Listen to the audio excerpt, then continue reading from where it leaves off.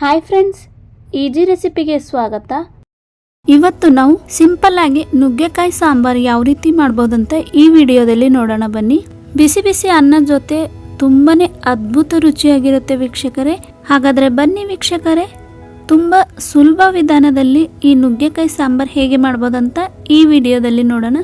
So ಬನ್ನಿ ರೆಸಿಪಿಯನ್ನು ಶುರು ಮಾಡೋಣ. ಇವಾಗ ಮೊದಲಿಗೆ ಗ್ಯಾಸ್ ಆನ್ ಮಾಡಿಬಿಟ್ಟು ಒಂದು ಪ್ಯಾನ್ ಅನ್ನು ಕಾಯಕ್ಕಿಡಿ. ಇವಾಗ ಇದರಲ್ಲಿ 2 ಟೇಬಲ್ ಸ್ಪೂನ್ ಅಷ್ಟು ಎಣ್ಣೆ ಹಾಕಿಕೊಳ್ಳಿ. ಎಣ್ಣೆ ಬಿಸಿ ಆದ ನಂತರ 1 ಸಣ್ಣ ಟೇಬಲ್ ಸ್ಪೂನ್ ಅಷ್ಟು ಜೀರಿಗೆ ಹಾಕಿಕೊಳ್ಳಿ. ಜೀರಿಗೆ ಚೆನ್ನಾಗಿ ಎಣ್ಣೆಯಲ್ಲಿ ಫ್ರೈ ಆದ ನಂತರ 5 ರಿಂದ 6 ಎಸಳು ಕರಿಬೇವು ಎಲೆಯನ್ನು ಹಾಕಿಕೊಳ್ಳಿ. 2 ಪಿಂಚ್ ಅಷ್ಟು ಹಿಂಗ್ ಹಾಕಿಕೊಳ್ಳಿ. ಅರ್ಧ ಟೇಬಲ್ ಸ್ಪೂನ್ ಅಷ್ಟು ಮೆಂತ್ಯ ಕಾಳನ್ನು ಹಾಕಿಕೊಂಡು ಚೆನ್ನಾಗಿ ಎಣ್ಣೆಯಲ್ಲಿ ಫ್ರೈ ಮಾಡ್ಕೊಳ್ಳಿ. ಫ್ರೈ ಆದ ಮೇಲೆ ಇವಾಗ ಇದರಲ್ಲಿ 1 ಟೇಬಲ್ ಸ್ಪೂನ್ ಅಷ್ಟು ಹಸಿ ಶುಂಠಿ ಬೆಳ್ಳುಳ್ಳಿ ಪೇಸ್ಟ್ ಅನ್ನು ಹಾಕಿಕೊಳ್ಳಿ. ಇದನ್ನು ಕೂಡ ಚೆನ್ನಾಗಿ ಎಣ್ಣೆಯಲ್ಲಿ ಫ್ರೈ ಮಾಡ್ಕೊಳ್ಳಿ. ಹಸಿ ಶುಂಠಿ ಬೆಳ್ಳುಳ್ಳಿ ಪೇಸ್ಟ್ ಫ್ರೈ ಆದ ನಂತರ ಮೀಡಿಯಂ ಆಕಾರದಲ್ಲಿರುವ 1 ಟೊಮೊಟೊ ಮತ್ತು ಈರುಳ್ಳಿಯನ್ನು ಸಣ್ಣಗೆ ಕಟ್ ಮಾಡಿ ಇಟ್ಕೊಂಡಿದ್ದೇನೆ. ಎಣ್ಣೆಯಲ್ಲಿ ಮೊದಲಿಗೆ ಈರುಳ್ಳಿಯನ್ನು ಹಾಕಿಕೊಳ್ಳೋಣ. ಈರುಳ್ಳಿ ಸ್ವಲ್ಪ ಚೆನ್ನಾಗಿ ಎಣ್ಣೆಯಲ್ಲಿ ಫ್ರೈ ಮಾಡ್ಕೊಳ್ಳೋಣ, ಅಥವಾ ಈರುಳ್ಳಿಯಲ್ಲಿರುವ ಹಸಿ ವಾಸನೆ ಹೋಗೋವರೆಗೂ ಚೆನ್ನಾಗಿ ಎಣ್ಣೆಯಲ್ಲಿ ಫ್ರೈ ಮಾಡ್ಕೊಳ್ಬೇಕು. ಈರುಳ್ಳಿ ಫ್ರೈ ಆದ ನಂತರ ಇವಾಗ ಟೊಮೊಟೊವನ್ನು ಹಾಕಿಕೊಳ್ಳಿ. ಟೊಮೊಟೊ ಹಾಕಿದ್ಮೇಲೆ ಟೊಮೊಟೊ ಕೂಡ ಚೆನ್ನಾಗಿ ಎಣ್ಣೆಯಲ್ಲಿ ಫ್ರೈ ಮಾಡ್ಕೊಳ್ಳಿ. ಟೊಮೊಟೊ ಸಾಫ್ಟ್ ಆಗೋವರೆಗೂ ಎಣ್ಣೆಯಲ್ಲಿ ಫ್ರೈ ಮಾಡ್ಕೊಳ್ಬೇಕು ನಾವು ಇದೇ ರೀತಿಯಾಗಿ. ಟೊಮೊಟೊ ಸಾಫ್ಟ್ ಆದ್ಮೇಲೆ ಇವಾಗ ಇದರಲ್ಲಿ 200 ಗ್ರಾಮ್ನಷ್ಟು ನುಗ್ಗೆಕಾಯಿಯನ್ನು ಕಟ್ ಮಾಡಿ ಇದರಲ್ಲಿ ಹಾಕಿಕೊಂಡಿದ್ದೇನೆ. ನುಗ್ಗೆಕಾಯಿ ಹಾಕಿದ್ಮೇಲೆ ಎಣ್ಣೆಯಲ್ಲಿ ಸ್ವಲ್ಪ ಫ್ರೈ ಮಾಡ್ಕೊಳ್ಳಿ. ಎಣ್ಣೆಯಲ್ಲಿ ಫ್ರೈ ಮಾಡ್ಕೊಂಡಿದ್ದಾಗಿದೆ. ಇವಾಗ ಮುಚ್ಚಳ ಮುಚ್ಚಿ ಚೆನ್ನಾಗಿ ಗ್ಯಾಸ್ ಮೀಡಿಯಂನಲ್ಲಿಟ್ಟು ನುಗ್ಗೆಕಾಯಿಯನ್ನು ಬೇಯಿಸ್ಕೊಳ್ಳಿ. 5 ನಿಮಿಷ ಮುಚ್ಚಳ ಮುಚ್ಚಿ ನುಗ್ಗೆಕಾಯಿ ಬೇಯಿಸ್ಕೊಂಡ್ರೆ ಸಾಕು. ಸ್ವಲ್ಪ ಬೆಂದ್ರೆ ಸಾಕು. ತೀರಾ ಇವಾಗಲೇ ಸಾಫ್ಟ್ ಮಾಡ್ಕೊಂಡ್ರೆ ಬೇಳೆ ಬೇಯಿಸ್ಕೊಳ್ಳುವಾಗ ಇನ್ನೂ ಜಾಸ್ತಿ ಬೆಂದ್ಬಿಡುತ್ತೆ. ಈ ನುಗ್ಗೆಕಾಯಿ ತಿನ್ನುವಾಗ ಕೈಗೆ ಬರುವುದಿಲ್ಲ.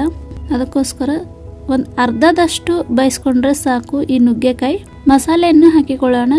1 ಸಣ್ಣ ಟೇಬಲ್ ಸ್ಪೂನ್ ಅಷ್ಟು ಅರಶಿನ, 1 ಸಣ್ಣ ಟೇಬಲ್ ಸ್ಪೂನ್ ಅಷ್ಟು ಧನಿಯಾ ಪುಡಿ, 1 ದೊಡ್ಡ ಟೇಬಲ್ ಸ್ಪೂನ್ ಅಷ್ಟು ಅಚ್ಚು ಖಾರದ ಪುಡಿಯನ್ನು ಹಾಕಿಕೊಳ್ಳಿ, ಅಥವಾ ರುಚಿಗೆ ತಕ್ಕಷ್ಟು ಅಚ್ಚು ಖಾರದ ಪುಡಿ ಹಾಕಿಕೊಳ್ಳಿ.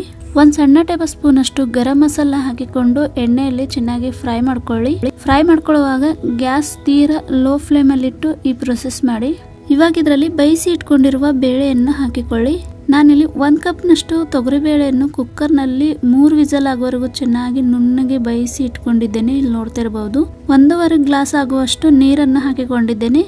ನೀರು ಹಾಕಿಕೊಳ್ಳುವಾಗ ನೀವು ನೋಡ್ಕೊಂಡು ಹಾಕಿಕೊಳ್ಳಿ. ಇದರಲ್ಲಿ ಕನ್ಸಿಸ್ಟೆನ್ಸಿ ಯಾವ ರೀತಿ ಬೇಕೋ ಆ ರೀತಿಯಾಗಿ.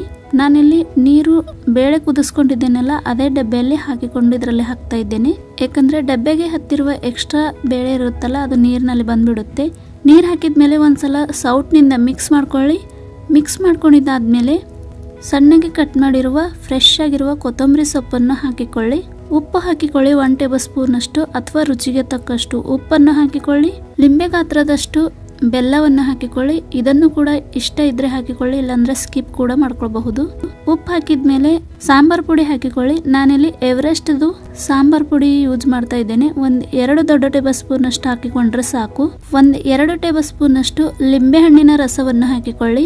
ಲಿಂಬೆ ಹಣ್ಣಿನ ರಸ ಬೇಕು ಅಂದ್ರೆ ಹಾಕಿಕೊಳ್ಳಿ, ಇಲ್ಲಾಂದ್ರೆ ಸ್ಕಿಪ್ ಕೂಡ ಮಾಡ್ಕೊಳ್ಬಹುದು.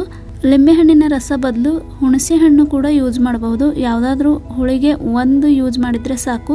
ಇಲ್ಲಿ ನಾನು ಲಿಂಬೆ ಹಣ್ಣಿನ ರಸವನ್ನು ಹಾಕಿಕೊಂಡಿದ್ದೇನೆ. ಇವಾಗ ಒಂದ್ಸಲ ಸೌಟ್ನಿಂದ ಚೆನ್ನಾಗಿ ಮಿಕ್ಸ್ ಮಾಡ್ಕೊಳ್ಳಿ. ಮಿಕ್ಸ್ ಮಾಡ್ಕೊಂಡಿದ್ದಾದ್ಮೇಲೆ ಮುಚ್ಚಳ ಮುಚ್ಚಿ 5 ರಿಂದ 10 ನಿಮಿಷ ಚೆನ್ನಾಗಿ ಗ್ಯಾಸ್ ಮೀಡಿಯಂನಲ್ಲಿಟ್ಟು ಕುದಿಯಕ್ಕೆ ಬಿಡಿ. 5-10 ನಿಮಿಷ ಆದ ನಂತರ ಮುಚ್ಚಳ ತೆಗೆದುಕೊಳ್ಳೋಣ. ಇಲ್ಲಿ ನೋಡಿ ಎಷ್ಟು ಚೆನ್ನಾಗಿ ಕುದಿ ಬರ್ತಿದೆ ಅಂತ. ಇವಾಗ ಇದು ಚೆನ್ನಾಗಿ ನುಗ್ಗೆಕಾಯಿ ಸಾಂಬಾರ್ ಕುದ್ದಿದೆ. ಗ್ಯಾಸ್ ಆಫ್ ಮಾಡ್ಕೊಳ್ಳಿ. ಇವಾಗ ಇದು ರೆಡಿ ಆಗಿದೆ.